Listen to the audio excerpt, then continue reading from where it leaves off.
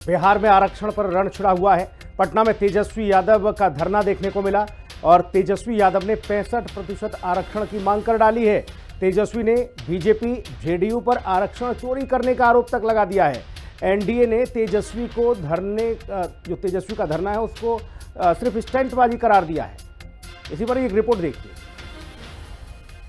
नेता लालू जी ने इस चीज को समझा और जनता समझ गई कि नहीं, अगर भाजपा की सरकार आएगी तो आरक्षण रद्द कर दिया जाएगा।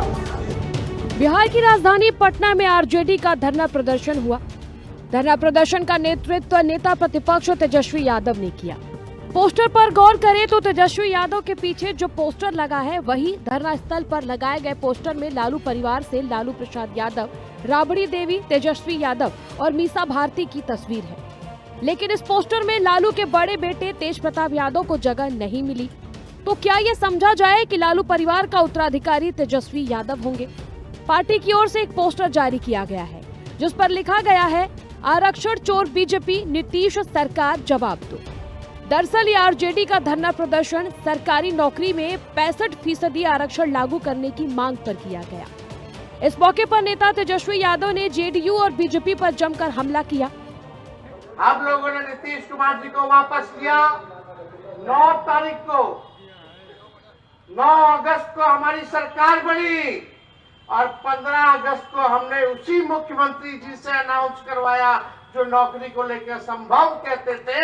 15 अगस्त में ऐलान किया कि 10 लाख सरकारी नौकरी और 10 लाख सरकार रोजगार की व्यवस्था कराएंगे और जाति आधारित जनगणना कराने का काम करेंगे।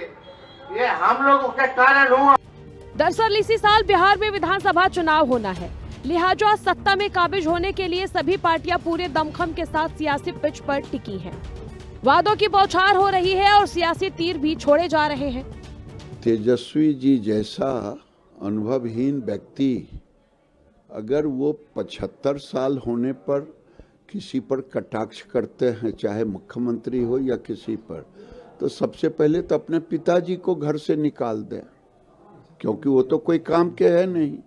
आज उनकी पूंजी कुछ नहीं है, जो पूंजी है लालू प्रसाद यादव की पूंजी पर वो चल रहे हैं और दूसरे को कह रहे हैं। नीतीश कुमार तो आज भी जो दिन प्रतिदिन डिसीजन लेते हैं वो बिहार और बिहार के गरीब किसान मजदूरों के हित में ले रहे हैं। इनको छटपटाहट है कि नीतीश कुमार रहेंगे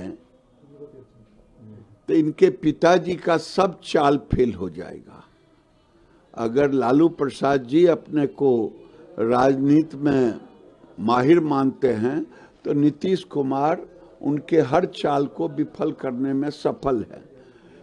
इसीलिए वो नीतीश कुमार जी पर, माननीय मुख्यमंत्री पर ये व्यक्तिगत हमला करते हैं। ये राजनीति का सबसे बड़ा दुर्भाग्य। आज पिछड़ों के नाम पर वोट लेने वाली उस आरजेडी और ओवैसी पार्टियां जो लोगों को धोखा देकर सिर्फ नफरत फैलाकर वोट लेती है, लेकिन वास्तव में पिछड़ों के हित, पिछड़ों के आरक्षण, पिछड़ों की उन्नति की बात, विकास की बात अगर कोई प्रधानमंत्री की है तो उनका नाम है माननीय नरेंद्र मोदी जी। जो ऐसा कह रहा है उसी का दिमाग खराब है, इसलिए कि उसको एक तो दिमाग ठीक नहीं है और आंख भी ठीक नहीं है। जो आदमी हर जिला में जाके प्रगति यात्रा पर काम कर रहा है और सबसे बड़ी बात कि प्रगति यात्रा पर काम ही नहीं कर रहा है, जैसे अनाउंस होता है कैबिनेट में उसको पारित किया जाता है और स्थल पर काम हो रहा है। तेजस्वी जी सिर्फ नाराज नहीं, नीतीश जी के समर्थक भी आहत। ये कोई जुबान है? बिहार में तो हम झगड़ा भी करते हैं तो आप बोल के करते हैं। आपको, तुम, तुम्हारा, तुमको, इसको, ये बात बिहार में नहीं बोली जाती थी। उस संदर्भ में उन्होंने कहा कि अब चिंता होती मुख्यमंत्री जी की। जहां देखो जिसके पांव पे गिरने लगता है। पांव छूना बुरी बात नहीं, लेकिन ये सारी चीजें आपके अंदर थी नहीं पहले। बिहार विधानसभा चुनाव में जीत की राह पकड़ने में वादे पे वादा का साम्राज्य खड़ा किया जा रहा है। इसी सियासी राह में नेता प्रतिपक्ष तेजस्वी यादव कुछ ज्यादा ही दौड़ रहे हैं। राजनीतिक गलियारों में तेजस्वी यादव के उस वादे की विशेष चर्चा होने लगी जिसमें उन्हें 100% डोमिसाइल नीति का लाभ युवाओं को देने की घोषणा की।